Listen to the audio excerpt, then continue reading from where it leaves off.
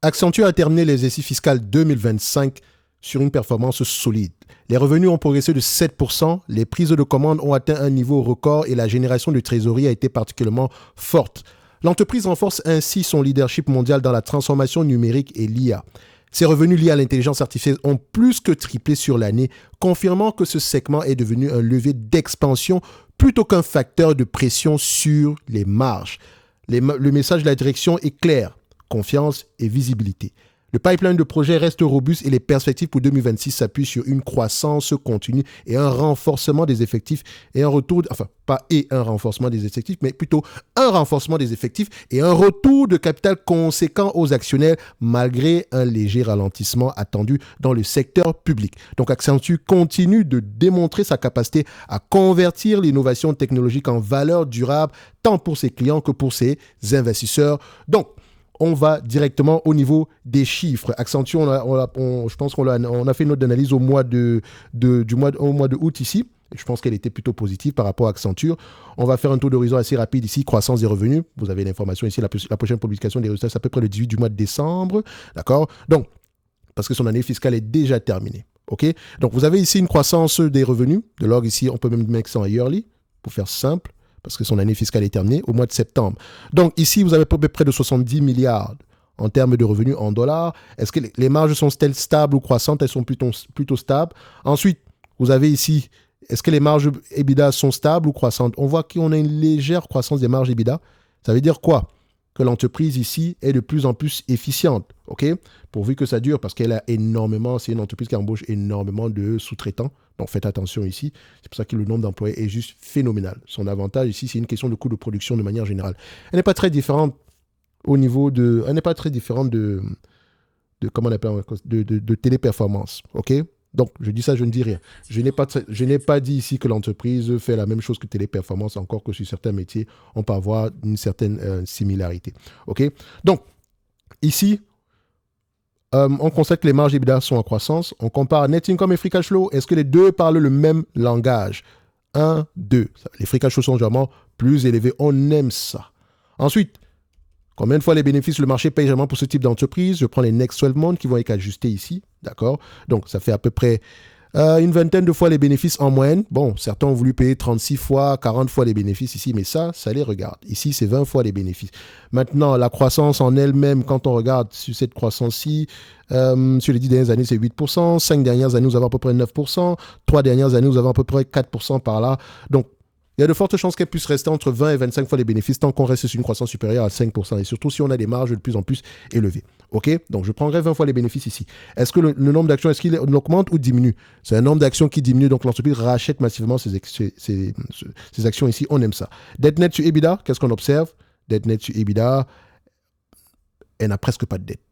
Elle n'en a même pas. Elle a du cash net de manière générale. Le prix ici est à combien? Bon, le marché n'aime pas trop l'entreprise en date d'aujourd'hui. Si je sors à peu près mon esprit technicien, je dirais, on est sur une zone assez faible ici. Mais on achète une compagnie ici par rapport à ce que vaut réellement. Donc, si le prix est moins élevé que la valeur, et la valeur, vous ne pourrez uniquement avoir une pleine conscience de cette valeur-là en lisant les rapports financiers, en écoutant les conférences call. Maintenant, si vous voulez prendre un raccourci, le prompt en description de la vidéo, utilisez-le et ça va à peu près générer ce type de réponse-ci. Qu'est-ce que l'entreprise fait? Son modèle économique, l'échelle de diversification, le potentiel de croissance, avantages concurrentiels. Ok. Vous voyez ici que c'est plutôt... vous avez également ici le pouvoir de fixation des prix. Il vous dit s'il est fort ou moins, mais attention, ça reste une estimation. D'accord? Vous ne déléguez pas le raisonnement. Pour les plus malins, vous irez à peu près questionner chacun de ces éléments-ci. C'est une checklist de manière générale. Et à la fin, il détermine ici si l'entreprise peut être intéressante pour votre watchlist ou pas. Enfin, ici, ce n'est pas écrit watchlist, mais voilà, c'est ce que moi, je comprends ici. Et il vous dira à peu près pourquoi. OK? Donc, je reviens sur le prompt en question en description de la vidéo. D'accord? Récupérez-le maintenant, parce que jusqu'au 31 du mois d'octobre, si vous ne le voyez pas en description, c'est pas plus grave que ça. Ok, peut-être qu'il y a autre chose ici. D'accord? Donc, on y va, on termine ici notre note d'analyse. La dernière fois qu'on a fait c'est pas une note d'affaires, notre analyse quantitative ici.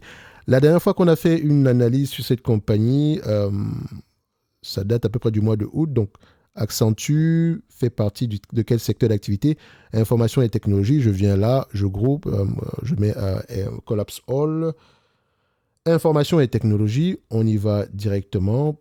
Voilà. Accenture. Voilà. Donc, la dernière fois, on avait un target price à 350 $ l'action. Ça date du 18 du mois de août 2025. Aujourd'hui, on sera plutôt à combien? Je viens là, je mets Accenture, ACN. Voilà.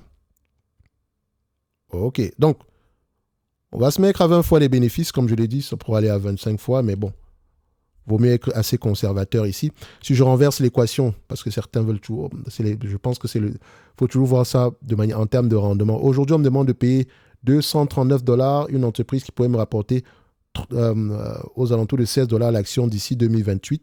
Surtout que ça reste un business assez prévisible. 100% du temps, les analystes ont raison, même si on peut constater que de manière générale, nous sommes optimistes. Mais l'optimisme, on est de moins en moins optimiste par rapport à 2028.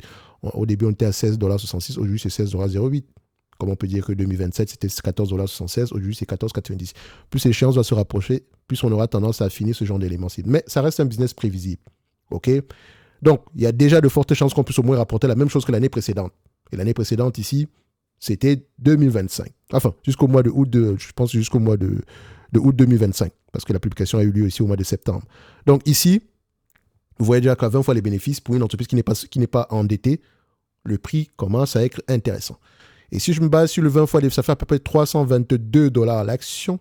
On a du cash net, bon, je vais mettre ça de côté ici. Et si le marché veut payer, je dis bien s'il veut payer, ça c'est son problème. S'il veut payer 25 fois les bénéfices, ça pourrait monter à 400 $. Donc, je vais ajuster mon target à 322 $ l'action. OK? 322 $ l'action. Attendez. Ça pourrait même être bien plus que... Ah. Vous avez remarqué que les free cash flow sont jamais plus élevés. Donc, en prenant les free cash flow, je serai encore même... Enfin, on sera plutôt à 375 $ l'action. OK?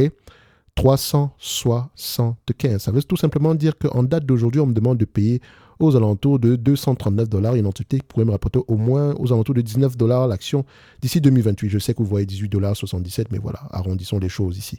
Donc ça fait à peu près 8% de rendement. Qu'est-ce que vous voulez en fait? Vous voulez quoi? Vous voulez quoi? Intéressez-vous à cette compagnie. Il y a peut-être des problèmes profonds ici. Ne me faites pas confiance. Allez vous-même lire les rapports financiers, écouter les conférences call. C'est important. Mais Accenture au prix actuel mérite à peu près notre attention. OK? Donc nous avons à peu près, je mettrai à peu près aux alentours de 275 $ l'action ici. On vient là, dans la watchlist. Enfin, 375 $, excusez-moi. 75. Bim badaboum. On met ça. Voilà. Ceci n'est que mon avis et non un conseil d'investissement. Comme d'habitude, je me réserve royalement le droit de me tromper. Mais je pense qu'au prix actuel, Accenture mérite une attention particulière. Et nous, on se donne rendez-vous sur les prochaines vidéos. Un like, un abonnement, un commentaire. N'oubliez pas de récupérer vos codes prompts en description de la vidéo. Merci, au revoir.